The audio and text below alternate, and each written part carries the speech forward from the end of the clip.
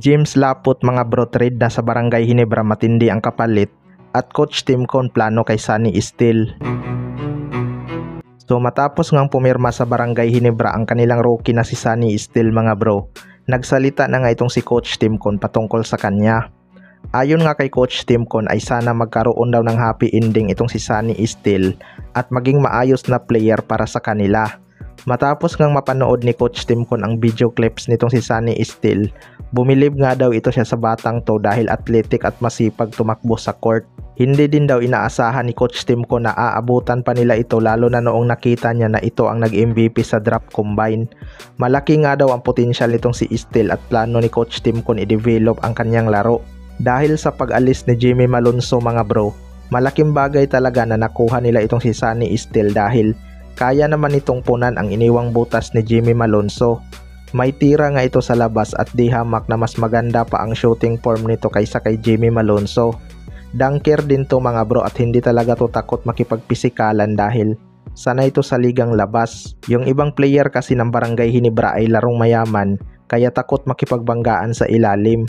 Kaya kung mapapansin natin, mas mahilig sumalaksak yung mga pure Pinoy kaysa mga Pilam. Hindi naman lahat dahil may mga Pilam din naman na buhis buhay maglaro, pero majority talaga larong mayaman.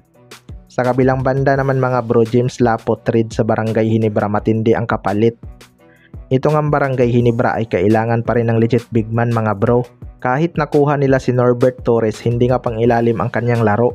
Pareho nga sila ng laro ni Isaac Go pero mas maliksi lang gumalaw itong si Norbert Torres.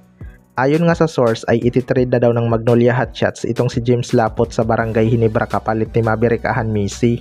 Well, para sa akin mga bro, may improvement na rin talaga ang laro nitong si James Laput. Kaya na nga nitong mga labaw sa ilalim pero hindi niya pa totally kayang i-shutdown ang dominant big man na si Junmar Fajardo. Kasama na rin sa rotation ng Magnolia Hotshots itong si James Laput mga bro. Pero iwan ko lang kung mag-fit ito sa sistema ni Coach L.A. Tenorio. Mukhang malabo din kukunin ng Barangay Ginebra itong si James Laput dahil mabagal nga itong tumakbo. Gusto nga ni Coach Timcon yung big man mga bro na nakakasabay sa takbuhan. Pero itong Barangay Ginebra minsan hindi naman mabilisan ang kanilang play. May play nga minsan ang Barangay Ginebra na babagay sa laro ni James Laput. Promising big man kasi itong si Laput mga bro. Si Junmar Fajardo din naman noon, hindi naman niya nagdomina agad. Kinailangan niya pa nga ng panahon para mailabas ang kanyang laro. Pero di katagalan si Junmar Fajardo na nga ang isa sa mga pinakamagaling na big man at nag-iisang big man na nakakuha ng maraming MVP.